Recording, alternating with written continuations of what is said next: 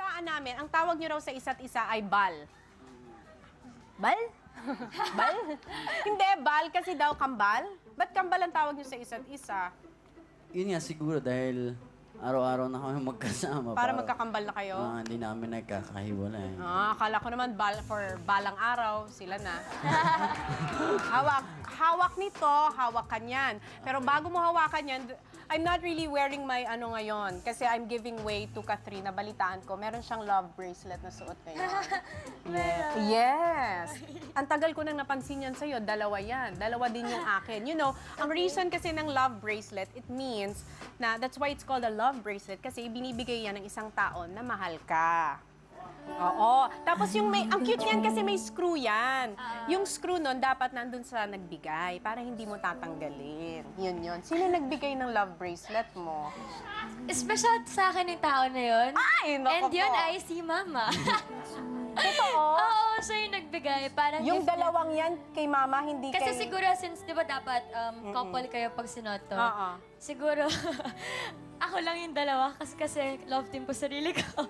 Pero okay. dalawa lang kasi parang Hindi wala. si DJ nagbigay, promise? Hindi. Okay. Ay, na-hurt ako. Atong necklace yung bigay ni DJ. Ako nagbigay Ayun ng naman necklace. pala. Okay. May naibigay. Yung necklace na heart. Bakit heart? Because your heart belongs to her?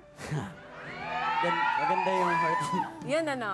Ay, naramdaman ko yun na isasagot mo eh. Hindi mo lang isasagot eh. So ako na sumagot. Halika na, dito na tayo sa game. Okay, kaya nyo hawak yan kasi ganito ang mangyayari.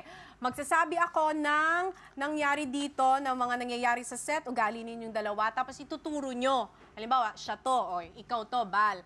Kapag, or halimbawa, ganyan. Kapag hindi nagtugma ang sagot ninyo, ang consequence, magkikis kayo. Sa cheek po. Oo. Sa lips, tayo na lang sa lips. Gusto mo? Hindi pwede. Silang dalawa dapat. Okay, here we go. Well, okay, first. Siya raw ang mas antukin sa set sa aming dalawa. Go. Hindi na siya. Kasi, Tawag ko dyan manok eh. dahil, Pag nahanginan lang tulog na yan. ay, pagod eh. Ilang taong ka na sa showbiz? Matagal na, pero ako kasi sobrang antukin ko na tao. As in, kahit saan, bigyan mo ako ng ilang minutes, tulog na ako. So, feeling ko talent siya kasi kailangan naman natin ng power nap parate. Parate ko yung Yes, ginagawa. totoo yun. Uy, minsan mahirap makakuha ng tulog, ha? Sa aming dalawa siya ang mahilig talagang mag-set up ng surprises. Pero nabubuking din agad dahil hindi niya mapigilang hindi sabihin ito sa akin. Oh my goodness. Kailan kanya sinurprise? Anong sinurprise niya sa'yo? Kahit yung mga simple surprises lang, like yung pag may aso, or pag meron... Binigyan kanya ng aso? Anong aso? First, yung toy poodle, Oh, my first. What's the second? Bishon. Vision! Vision. Mas mahal ang Vision. Iba ka. Nagka-budget na ano. Oo, nagka-budget ka. Niregaluhan ko kapatid ko niyan. Paano na-booking mo agad? Kasi siya yung, hindi ko nabubuking, siya mismo yung magsasabi. Na, alam mo ba may bigay ako? Sabi ko, di ka na naman nakatiis, no? Hindi ko kayang Sinabi pigilan. mo rin agad yung surprise mo. Ang cute yung dalawa. Tuwa ako sa inyo. Okay. Eto na. Okay. Siya ang madalas gumising sa akin pag natutulog ako. Sasabihin niya sa akin, Bal, wake up na. Ba't di ka sumasagot? Gusto mo talaga i-kiss ka, no? Ay, hindi! Kala ko one by one. O, yan. Ay, ayan. Ganun ka, manggising. Ay, Sino ba? Ako. Sino ba yun? Ganun, manggising talaga. Ang sweet. Okay. Ito naman. Mahilig siyang mag-bear hug, hindi lang sa akin, pati na rin sa mga tao sa set. Ikaw. Paano ba yung bear hug? Patingin nga ng bear hug. Pasample naman dyan ng bear hug. Go. Paano ba ang bear hug?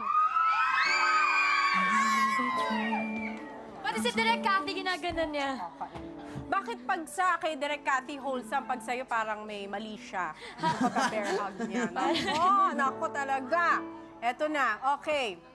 Siya ang laging kinoconsult ko sa mga ginagawa ko. Sinasabi niya kung tama ba yung ginawa ko or sagot ko sa mga interviews. Okay. Talaga? Kailan? Tatay yan eh. Masungit. Hindi, sinasabi ko lang parang, ano yan, hindi masyado okay. Baka. Ganda nung nasabi mo. Hindi ko Gets ko. naiintindihan. Dapat Ako lang. tayo nag-uusap sa utak eh. Ikaw